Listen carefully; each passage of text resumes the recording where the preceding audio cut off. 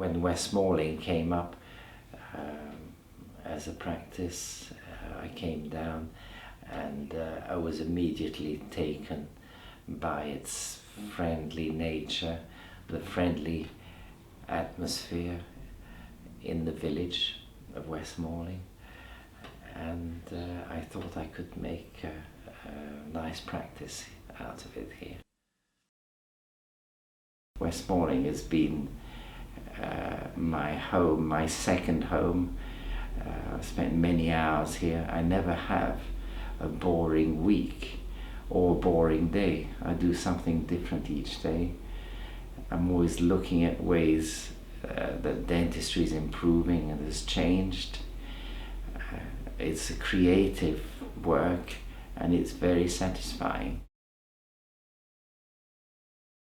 The most miraculous invention has been the light-cured composite resin filling, which is tooth-colored.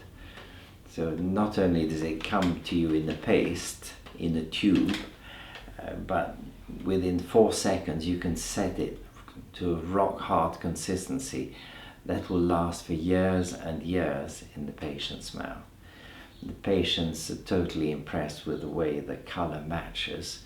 You can repair half a front tooth almost that's been chipped, as I did a couple of weeks ago for a car mechanic who was working under a car, and the spanner fell on his front tooth.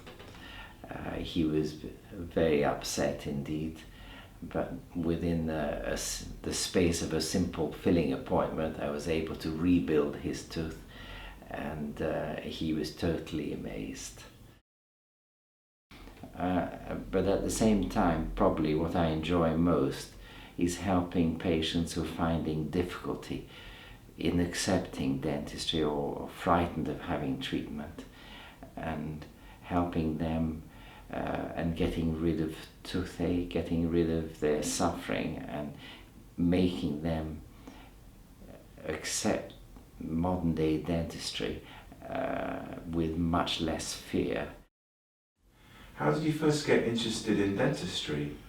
It just came naturally to me when I was a boy. A bit of an unusual choice, but it seemed to fascinate me, and I was always having something done at the dentist, and became quite familiar with it. And on top of that, I seem to like to do things with my hands.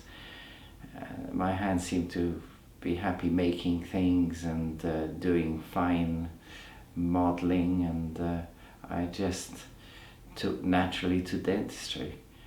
It was a good experience being an undergraduate in Dundee.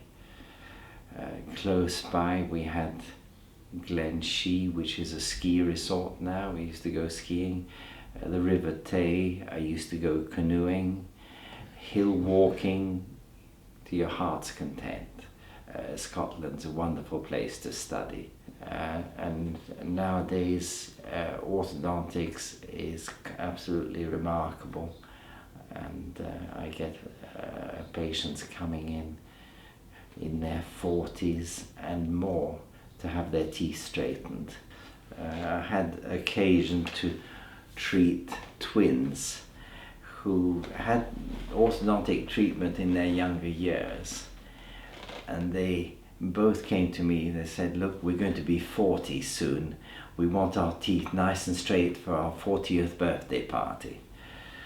So I had a mission and a time schedule, and they both, although they were twins, they both progressed differently, but I was able to finish their tooth straightening well in time for their party.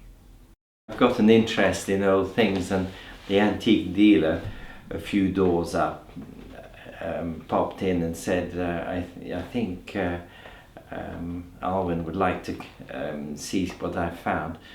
And this little pewter cup, it's a pewter quart mug,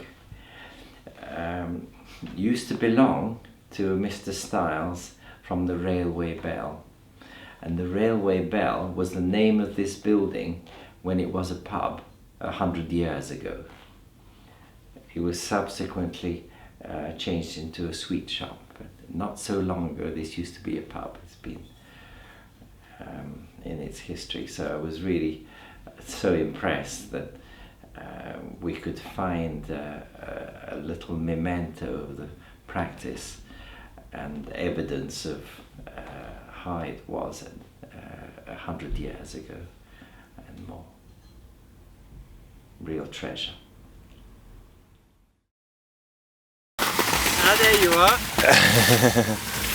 Nice run. Oh.